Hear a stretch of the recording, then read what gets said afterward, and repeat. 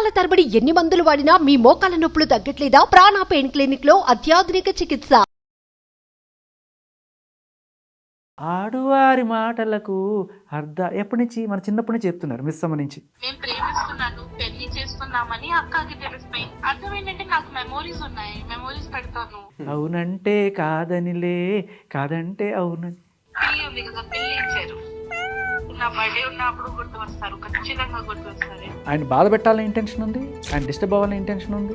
Video చూసి ఆయన కోప్పడతారు, నాకు అదే కావాలి. చాలా క్లియర్గా రోజు అసాల్ట్ చేసి కొడుతున్నాడు, టార్చర్ చేస్తున్నాడు అని వాడిని ఎవరు లవ్ చేస్తారు? కావాలంటే ఇంటికి వచ్చి తీసుకోమన్నారు. నేను ప్రేమించి ఇచ్చాను గిఫ్ట్, నేను రిటర్న్ తీసుకోను. మీకు కావాలంటే డస్ట్బిన్ లో పడేసే. ఓ మేరా విశ్వామిత్ర, వయసు అయిపోతుంది, ఏం చేస్తున్నావు నువ్వు? Welcome to Suman TV. నేను మీ సుమన్ టీవీ నాగ్. జానీ మాస్టర్ విషయంలో జరిగిందే ప్రతి ఒక్కరికి తెలుసుకోవాలనేటువంటి ఆసక్తి ఉంది, ఏం జరిగి ఉంటుంది అనేటువంటి దాని మీద. అట్ ద సేమ్ టైం ఈ విషయంలో శేఖర్ భాషా గారు కొంత ఓన్ చేసుకొని మాట్లాడితే బాగుంటుంది అనుకున్నటువంటి వాళ్ళు కూడా ఉన్నారు చాలామంది. సో అటువంటి వాళ్ళకి ఈరోజు నేను కొన్ని కీలక విషయాలు, ఆయన రీసెర్చ్ చేసిన దాని ప్రకారం అయితే ఆయన కొన్ని విషయాలు తెలుసుంటాయి కదా, ఆ విషయాలు ఏంటి అనేటువంటి విషయం ఒకసారి ఆయనతో మాట్లాడి తెలుసుకుందాము. అట్ ద సేమ్ టైం ఇవాళ బెయిల్ రావడం జరిగింది, ఏ ప్రాతిపదికన బెయిల్ ఇచ్చుంటారు అనేటువంటిది కూడా ఈరోజు మనతో పాటు హైకోర్టు అడ్వకేట్ రవీంద్రనాథ్ గారు ఉన్నారు, వారి మాట్లాడి తెలుసుకుందాం. హలో శేఖర్ భాషా గారు. Hello sir. హాయ్ నాగరాజ్ గారు. సార్, అంటే జనరల్గా చాలామంది అనుకున్నారు, ఈవెన్ బిగ్ బాస్లో మీరు ఉన్నప్పుడు కూడా కొంతమంది అనుకోవటం ఏంటంటే ఈ టైంలో మీరు ఉంటే బాగుంటుంది అనుకున్నటువంటి ఆలోచన క్రియేట్ అయింది. ఈవెన్ నాకైనా సరే అదే క్రియేట్ అయింది. ఒక పాయింట్లో మాట్లాడడానికి ఒక వాయిస్ కావాలి కదా అని చెప్పేసి అనుకున్నాను. సో టక్కన కట్ చేస్తే మీరు వచ్చారు, అంతా బాగుంది అనుకున్నాం. అది పాపం రాజ్ తరుణ్కి ఏదో ఇబ్బంది అయింది, తర్వాత జానీ మాస్టర్ ఇబ్బంది అయింది, కానీ జనాలు ఓట్లేయడం మానేయండి రా, వాడిని రప్పించండి రా బయటకు అన్నట్టుగా అలా కూడా ప్రచారం జరిగిందని నాకు ఇవాళ తెలిసింది.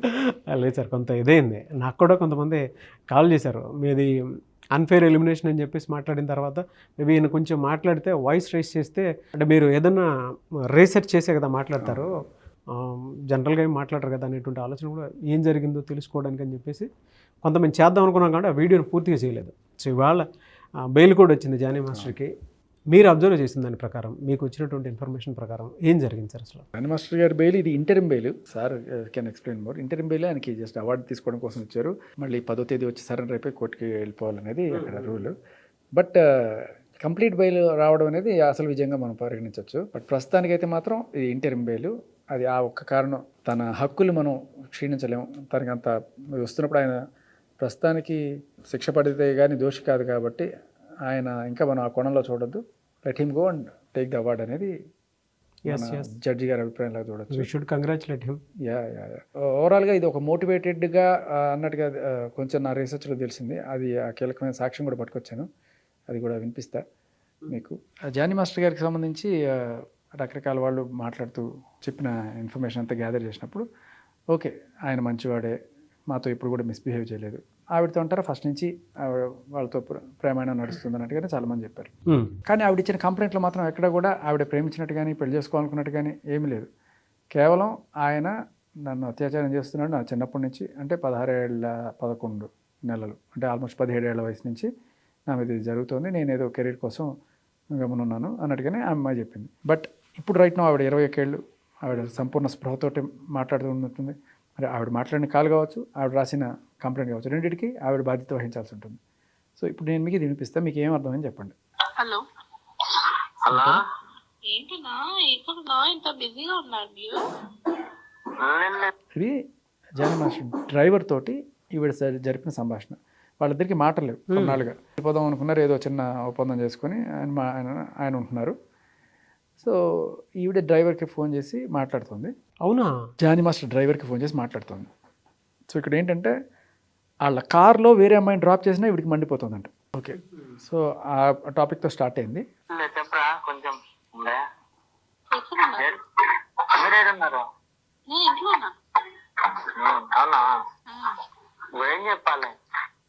ఏం చెప్పానంటే, మీరు ఎందుకు డ్రాప్ చేస్తారో నాకు క్లారిటీ కావాలి ఫస్ట్. ఆ బండి నుంచి అమ్మాయిని డ్రాప్ చేస్తున్నారు, మీ బండి నుంచి నాకు ఫీల్ అవుతుంది కదా.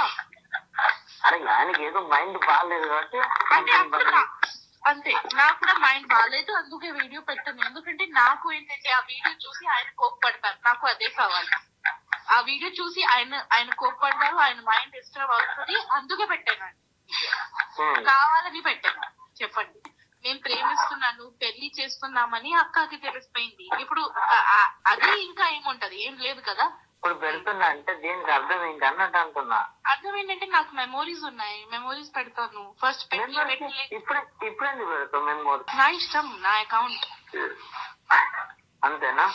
అంతే మరి, నా ఇష్టం, నా అకౌంట్. నాకు మెమోరీ ఎలా అంటే ఇది కొత్త ఇయర్, న్యూ ఇయర్ వచ్చింది కదా, ఆ రోజు చాలా గుర్తు వచ్చాడు ఆయన.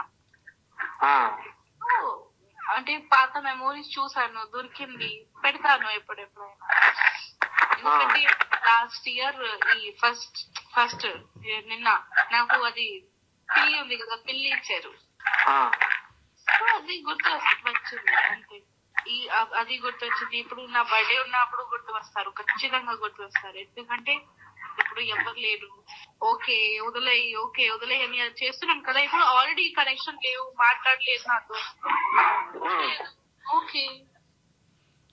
సో ప్రేమించాను, పెళ్లి చేసుకుందాం అనుకున్న విషయం అక్కకి తెలిసిపోయింది అనేది మనం టు బి అండర్లైన్డ్ వర్డ్. అవును. సో ఒక అత్యాచారం చేసిన వాడు రిపీటెడ్గా తన మీద అసాల్ట్ చేస్తున్న నీచుడు, నికృష్టుడు, కామాంధుడు అని చెప్పి దాని కంప్లైంట్లో అంత దారుణంగా ఆయన్ని ఇంత దారుణంగా నన్ను ఇన్సల్ట్ చేసి, టార్చర్ చేసి, నన్ను మానసిక వేదనకు గురి చేసి, ఇంత చేసిన వాడిని ఏమైనా లవ్ చేస్తుందా? లవ్ చేయడమే కాదు, పెళ్లి కూడా చేసుకుందాం అనుకుంటే అది అక్కకి తెలిసిపోయింది. ఇంకేముంది అన్న సింపుల్గా మాట్లాడుతున్నారు. అదే కదా.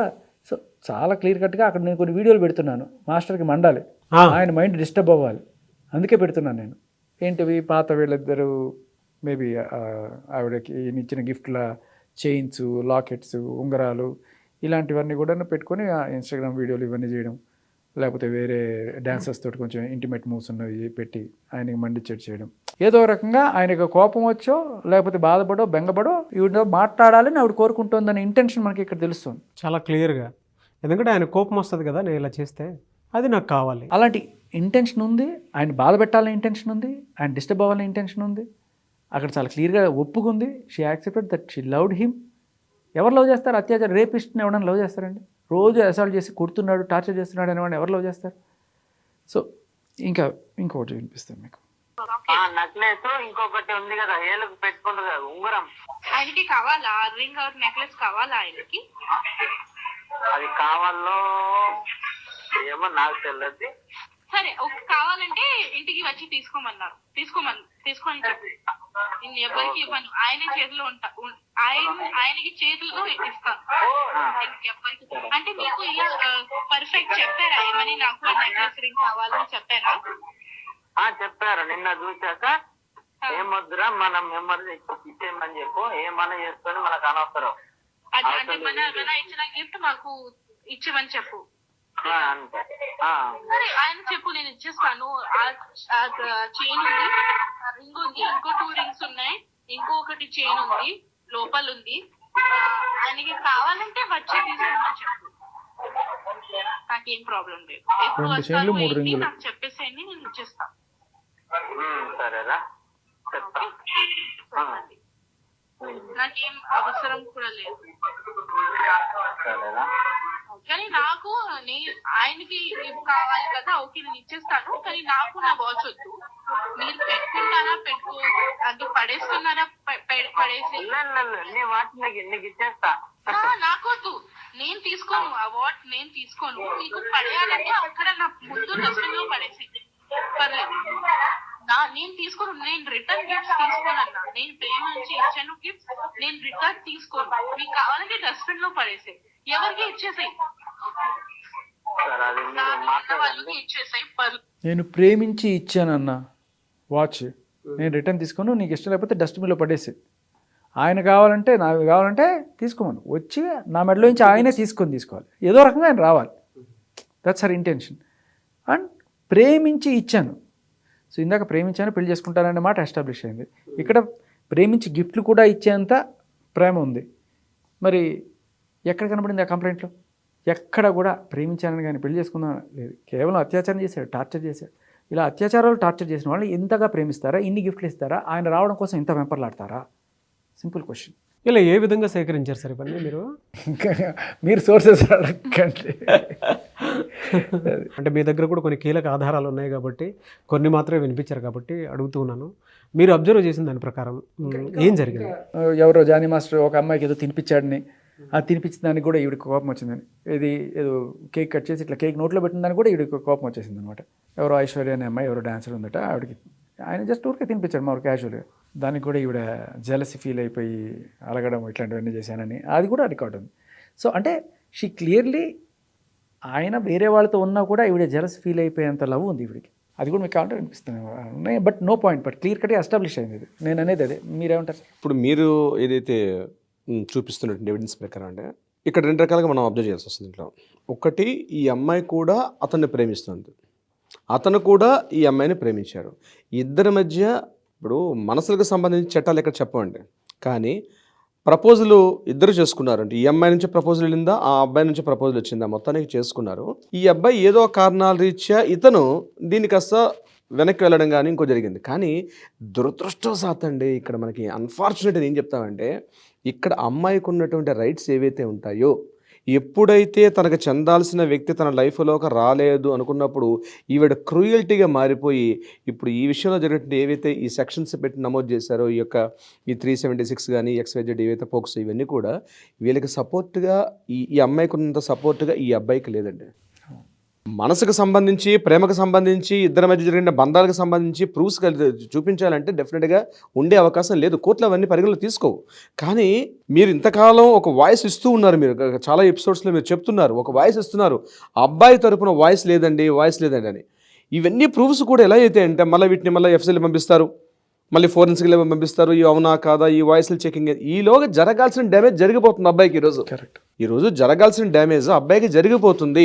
అంటే ఈరోజు ప్రేమించాలంటే కూడా మీరు లాస్ట్ టైం మీరు ఒక మాట అన్నట్టుగా ఒక అగ్రిమెంట్ బాండ్ తీసుకొని కండిషన్స్ అప్లై చేసుకొని ఎస్ ఆర్ నో అన్ని టోటల్ పారామీటర్స్లో లీగల్గా అన్ని రాసుకొని వెళ్ళాల్సిన పరిస్థితి దాపురించింది అన్న విషయం అయితే అర్థమవుతుంది, మనకి ఎస్టాబ్లిష్ అవుతుంది. నాగరాజు గారు, ఈ అమ్మాయి క్లియర్గా చెప్తోంది అందులో, నేను నిన్ను ప్రేమించాను, అతనికి నేను చైన్ ఇచ్చాను, అతను చైన్ ఇచ్చాడు నాకు, మేము రింగ్స్ మార్చుకున్నాం అన్న వర్డ్ కూడా వినిపిస్తుంది అందులో విషయం చాలా క్లియర్. కానీ ఏమవుతుందంటే ఈ అబ్బాయి రేపు పొద్దున ప్రూవ్ చేసుకోలేని పరిస్థితి ఎలా ఉందంటే, ఇక్కడ ఏ సెక్షన్ కిందకు వస్తుందంటే ఈ అబ్బాయి చెప్పే విషయంలో, అబ్బాయి ఎవరైతే ఇతను జానీ మాస్టర్ అన్నటువంటి అబ్బాయి ఎవరైతే ఉన్నారో ఇతను మిస్గైడ్ చేశాడు, ప్రలోభ పెట్టాడు, మిస్గైడ్ చేస్తున్నాడు, కంప్లీట్గా మిస్గైడ్ చేసి నిన్ను ప్రేమిస్తున్నాను, నిన్ను పెళ్లి చేసుకుంటానన్న మాట ఇచ్చి తనను ఒక ఊబిలోకి దించి తర్వాత ఆ మాట తప్పాడు అన్నది అబ్బాయికి వర్తిస్తుంది తప్ప అమ్మాయి కూడా అదే ట్రాప్ చేస్తుంది.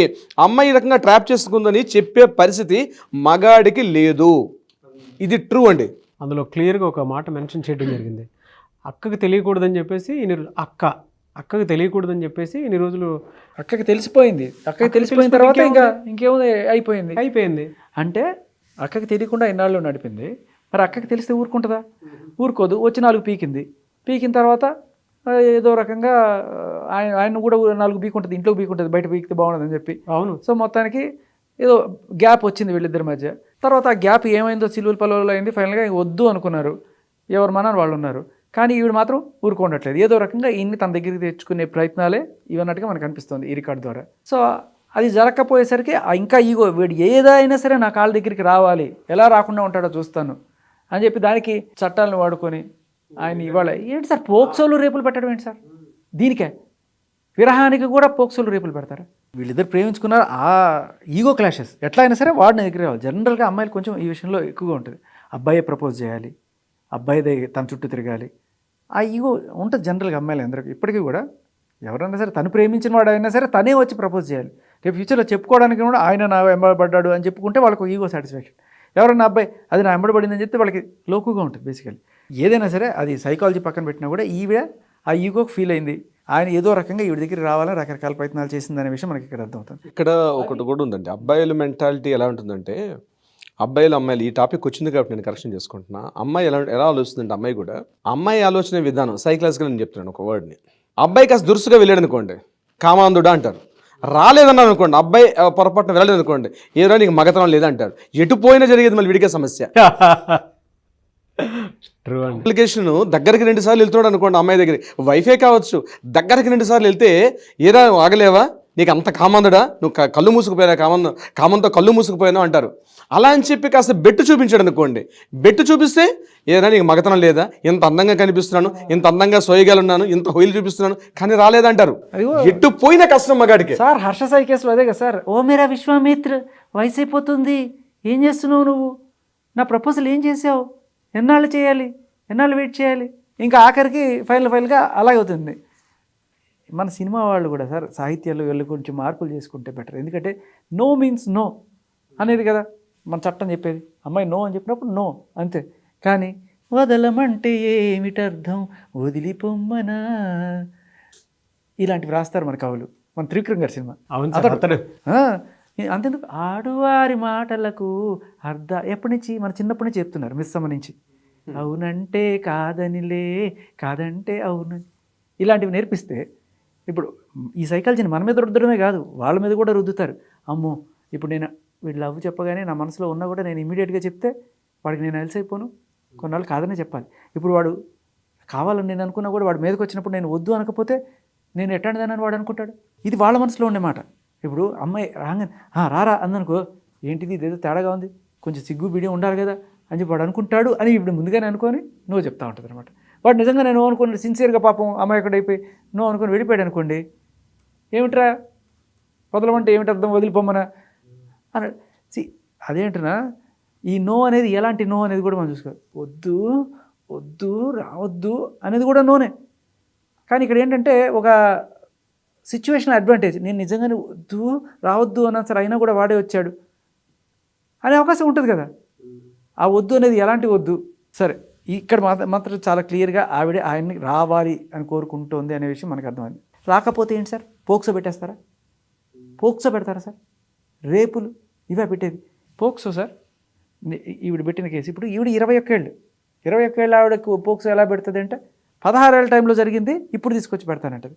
ఇప్పుడు పోక్సో కేసులో ఒకటి ఏం చెప్తుంది మనకి సార్, పోక్సో యాక్ట్ 29 ఏంటంటే ఒకసారి ఎవరి మీద పోక్సో కేసు పెడితే నేను ప్రూవ్ చేయక్కర్లా, నువ్వు ప్రూవ్ చేసుకోవాలి నిర్దోషని. పోక్సో కేసు పెట్టావంటే నువ్వు బై డిఫాల్ట్ నువ్వు దోషని. మిగతా సెక్షన్స్లో అలా కాదు, పోక్సో పెట్టారంటే నువ్వు నేరస్తుడు ముందుగానే డిసైడ్ చేసేసావు. ఇప్పుడు నీ కర్మ నువ్వే ప్రూవ్ చేసుకో, నువ్వు నిర్దోషని, నీ burden of proof is on you. ఇది కూడా చాలా దారుణమైన సెక్షన్. అవును, అంటే సెక్షన్ 29 ఏం చెప్తుందంటే, ఒకసారి ఒక అభియోగం వేస్తే జనరల్గా వేరే ఏ కేసుల్లో అభియోగం చేసినా సరే ఆయన కేవలం ముద్దాయి మాత్రమే, అది క్లియర్ అయిన తర్వాత అతను దోష నిర్దోషం తర్వాత డిసైడ్ అవుద్ది. కానీ పోక్సో యాక్ట్ ప్రకారం ఎలా వెళ్తుంది, సెక్షన్ 19 ఒకటి, సెక్షన్ 20 ఏం చెప్తుందంటే, ఒకసారి అభియోగం చేస్తే అది అభియోగం కాదు, అతను నేరస్తుడే అని చెప్తూ అతను ప్రూవ్ చేసుకోవాలి.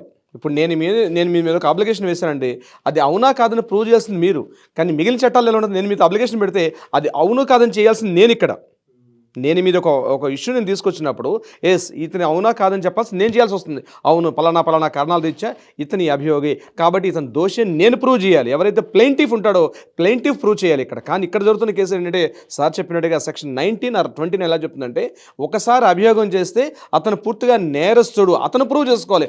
నేను చేయలేదు అన్నటువంటి కారణాలు, అది చేశాడా చేయలేదని it will take some time, but ఈలోగా ఈ మీన్వేరు జరగాల్సిన డ్యామేజ్ మొత్తం జరిగిపోతుంది. సెక్షన్ 19 సార్ చెప్పినట్టు దాంట్లో ఏంటంటే ఎవరు కేసు పెట్టచ్చు అంటే, ఎవరైనా సరే ఈ అమ్మాయి తరపున, చిన్న అమ్మాయి ఎవరైతే మైనర్ అమ్మాయి ఉందో ఆ అమ్మాయి తరపున, ఆ మైనర్ అమ్మాయినా అబ్బాయినా, పోక్సో ఇద్దరికి వర్తిస్తుంది, వెళ్ళి కేసు పెట్టచ్చు. దాంట్లో ఏం రాస్తారంటే సెక్షన్ 19లో ఇంక్లూడింగ్ ద చైల్డ్. సో ఇక్కడ మనం ఇది అండర్లైన్ చేసుకోవాలి, అది మీరు గమనిస్తే ఆ సెక్షన్ నేను పేపర్ తీసుకురాలేదు, బట్ ఇంక్లూడింగ్ ద చైల్డ్ అంటే, చైల్డ్ అంటే ఎవరు, బాధింపబడ్డ ఆ అమ్మాయో అబ్బాయో. సో ఎందుకు వాళ్ళు పెడితే బై డిఫాల్ట్ నువ్వు నేరస్తుడు అంటారంటే, పిల్లలు దేవుడు చల్లని వాళ్ళు దేవుడితో సమానం, వాళ్ళ బాలవాకు బ్రహ్మవాకు, వాళ్ళు అబద్ధాలు చెప్పరు, వాళ్ళకి ఇంకా తెలివితేటలు రావు అబద్ధాలు చెప్పేంత అనే ఒక దృక్పథంతో వాళ్ళని క్రాస్ ఎగ్జామిన్ చేసేటప్పుడు కూడా ఫుల్ వెసులుబాటు ఉండదు. క్రాస్ ఎగ్జామినేషన్ చేయరు. పోక్సో ఇట్లా పిల్లడికి బాబుకి ఎదురు అమ్మాయి కానీ అబ్బాయి కానీ పోక్సో ఇలా క్రాస్ ఎగ్జామినేషన్ చేసే రైట్ లేదు. అతను చెప్పింది అక్కడ తీసుకోవాలి, అక్కడ ఆ సెంటెన్స్ వాంగ్మూలం తీసుకోవాల్సింది తప్పించి అబ్బాయిని కూర్చోబెట్టి అక్కడ అంటే అక్కడ క్రాస్ ఎగ్జామినేషన్ చేయరు. ఏ టైంలో చేశారు, ఎప్పుడు చేశారు, ఎలా చేశారు అని మిగిలిన కేసులో చేసినట్టుగా ఆ ఎవరైతే విక్టిమ్ ఉంటారో ఆ విక్టిమ్ని పిలిచి క్రాస్ ఎగ్జామినేషన్ చేసే రైట్ కోర్టులో లేదు. సో ఎందుకంటే వాళ్ళకి సరిగా చెప్పుకోలేరు, వాళ్ళు ఇంకా ఇబ్బంది పెట్టకూడదు అనే ఒక మంచి సదుద్దేశంతో చేశారు కదా. కానీ ఆ చైల్డ్ ఏమయ్యాడు ఇక్కడ, ఏమైంది ఆ చైల్డ్ ఇప్పుడు అడల్ట్ కదా ఆవిడ. అవును. ఇప్పుడు మనిషి అయ్యేటప్పటికి పెద్దవాడు అయ్యేటప్పటికి అబద్ధాలు నేర్చుకుంటాడు, రాజకీయాలు నేర్చుకుంటాడు, కాన్స్పిరసీలు నేర్చుకుంటాడు, అన్నీ నేర్చుకుంటాడు. మరి ఇప్పుడు ఇక్కడికి వచ్చి సాక్ష్యం చెప్పేది, ఇక్కడికి వచ్చి కంప్లైంట్ ఇచ్చింది చైల్డ్ కాదు. She no more a child. చైల్డ్లో జరిగింది ఇప్పుడు ఇస్తుంది. మరి ఇప్పుడు ఇచ్చిన దానికి అదే రేంజ్ శాంటిటీ ఎలా వస్తుంది? చైల్డ్ చెప్పాడు, పాప పిల్లవాడు తెలీదు, అబద్ధాలు చెప్పలేడు, కాబట్టి వాడిది మనం తీసుకుందాం, వాడిని ముద్దాయిగా కాదు దోషిగా ముందుగానే మనం డిసైడ్ చేసాం. మరి ఇప్పుడు కంప్లైంట్ ఇచ్చింది చైల్డ్ కాదే, అడల్టే, 21 ఏళ్ళ అడల్ట్, లీగల్గా గవర్నమెంట్ వారి ఏజ్ ప్రకారం పెళ్లి కూడా చేసుకోదగ్గ ఏజ్ ఉన్న అడల్ట్. ఆ అడల్ట్ వచ్చి కంప్లైంట్ ఇస్తే దాన్ని అంత శాంటిటీగా చూడాల్సిన అవసరం ఉందా? మీ పాయింట్లో ఏం చెప్తారు సార్? ఇది వ్యాలిడ్ పాయింట్ కదా. ఎగ్జాక్ట్లీ అది కరెక్ట్గా అది సార్ చెప్పేది 100% రైట్. అది యాక్చువల్గా తను అబ్యూజ్ అయ్యాడు ఎప్పుడు, తను మైనర్గా ఉన్నప్పుడు టైంలో అబ్యూజ్ అయ్యాడు. అబ్యూజ్ అయినప్పుడు తను మేజర్ అయిన తర్వాత నేను మైనర్ ఉన్న టైంలో పలానా కారణాలు ఇచ్చే వల్ల పలానా వ్యక్తుల వల్ల నేను అబ్యూజ్ గురికాబడ్డానని చెప్పి మేజర్ అయిన తర్వాత కంప్లైంట్ చేస్తూ కూడా దాన్ని యాక్సెప్టెన్స్ ఇస్తున్నారు. కానీ మీరు చెప్పినట్టుగా ఏంటంటే అప్పుడు చైల్డ్, ఇప్పుడు చైల్డ్ కాదు కదా. దీని మీద ఇంకా ఒక విస్తారమైనటువంటి ఒక క్లియర్ జడ్జిమెంట్స్ అయితే మనం ఎక్స్పెక్ట్ చేస్తున్నాం. దీని మీద ఇంకా క్లియర్ తరవ రావాల్సింది ఉందండి. మొన్న ఎలా ఉంటుందంటే ఎప్పటికప్పుడు మోడిఫికేషన్ చేస్తుంటారండి. ఈ జడ్జిమెంట్స్ ఎలా ఉంటాయంటే ఏదో ఒక సైటేషన్ తీసుకుంటాం, ఆ సైటేషన్లో చెప్పారు కాబట్టి ఇలా జరగలేదు కాబట్టి అటువంటి జరగాల్సిన అవసరం చాలా ఉంది కోర్టులో కూడా. బహుశా నేను అనుకోవడం ఖచ్చితంగా జరిగి తీరే అవసరం ఉంటుంది. అయితే ఇలా ఎందుకు చేస్తారు కోర్టులు, ఇలాంటి చట్టాలు ఎందుకు రూపకల్పన చేస్తారంటే ముఖ్యంగా అభివృద్ధి చెందినటువంటి రాష్ట్రాలు కాకుండా ఇప్పటికే చాలా రాష్ట్రాల్లో కొన్ని బాగా ఇప్పటికి కూడా ట్రైబల్స్ విషయంలో కానీ అనగారిన వర్గాలు కొన్ని ఉంటాయి. ముఖ్యంగా మీకు ఒసే రాములమ్మ సినిమా తీసుకోండి.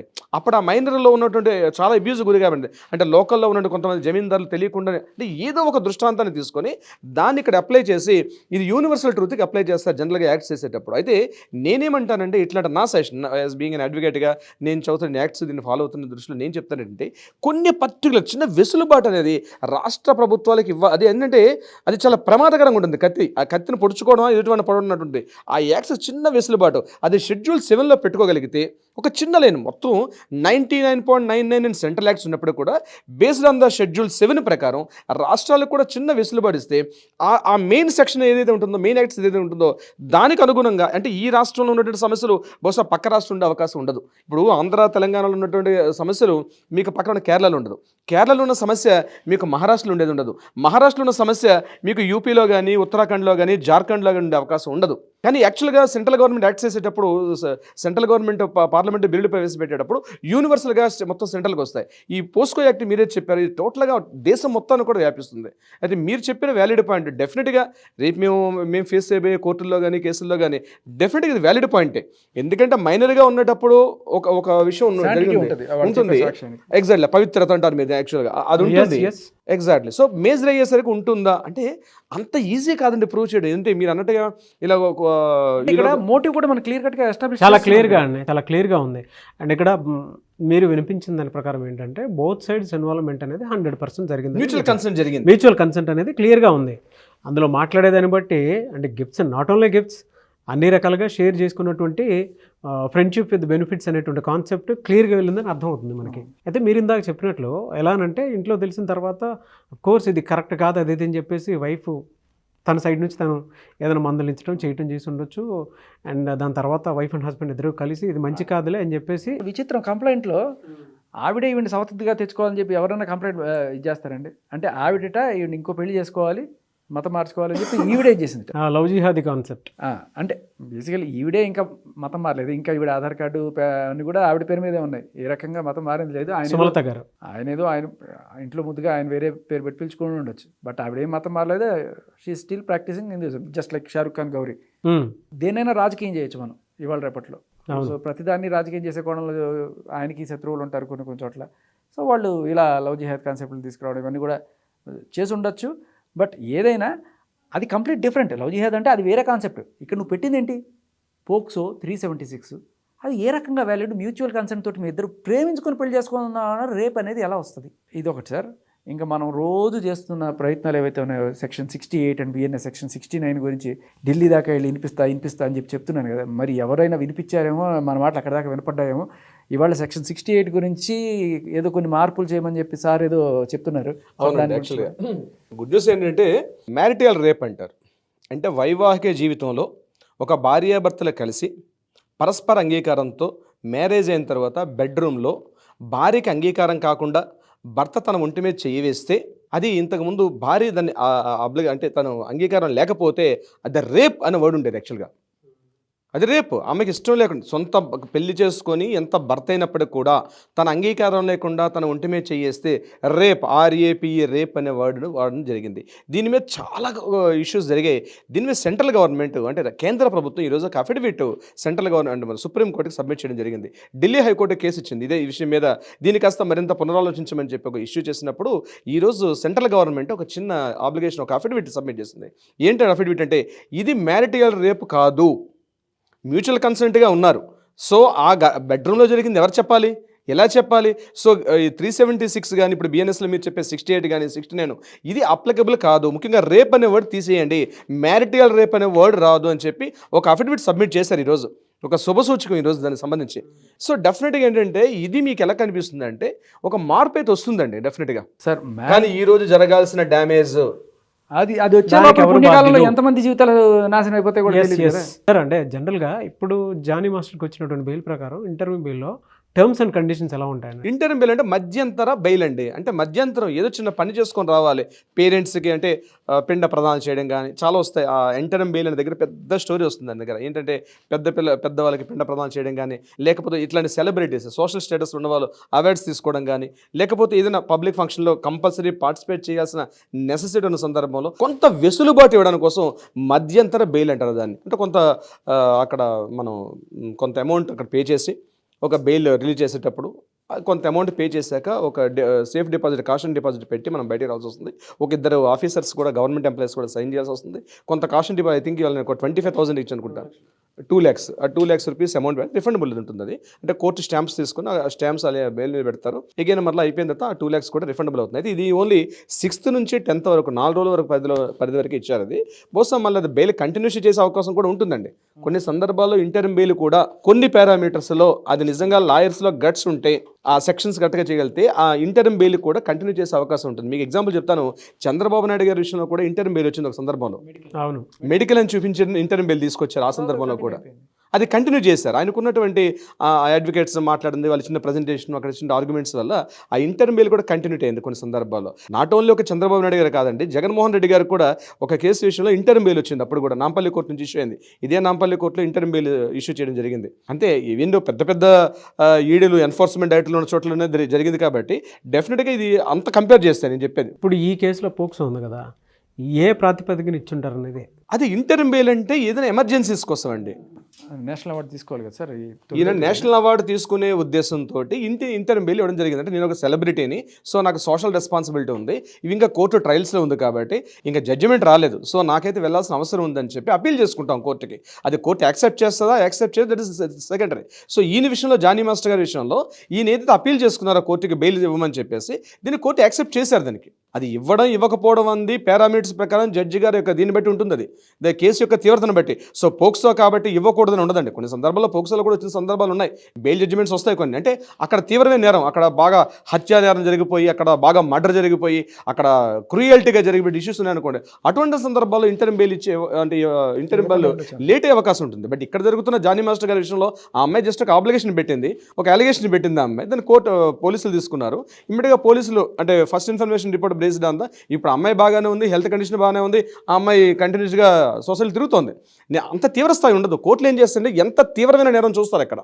సో జానీ మాస్టర్ గారి విషయంలో ఓన్లీ ఆ సెక్షన్స్ మనం మాట్లాడుకుంటాం, కానీ సెక్షన్స్లో డెప్త్లోకి వెళ్తే అది ఎంత తీవ్రంగా ఉంది, కత్తితో పొడిచాడా లేదా నిజంగా మర్డర్ చేశాడా, ఇంత చాలా ఉంటుంది. ఎన్ని సెంటీమీటర్ లోపల పొడిచాడు, ఇవన్నీ కూడా ఉంటాయి అక్కడ. కత్తితో పొడిచాడు, ఎంత పొడిచాడు, ఎన్ని ఇంచెస్ లోపలికి వెళ్ళింది, ఎంత తీవ్రమైనటువంటి నేరాలు పెట్టి ఉంటుంది అక్కడ. ఇక్కడ జానీ మాస్టర్ గారి విషయంలో డెఫినెట్గా అంతగా టెన్షన్ పడాల్సిన అవసరం లేదండి. ఈ విషయంలో డెఫినెట్గా ఇంటర్మ్ బెయిల్ ఆయనకి హక్కు ఉంది.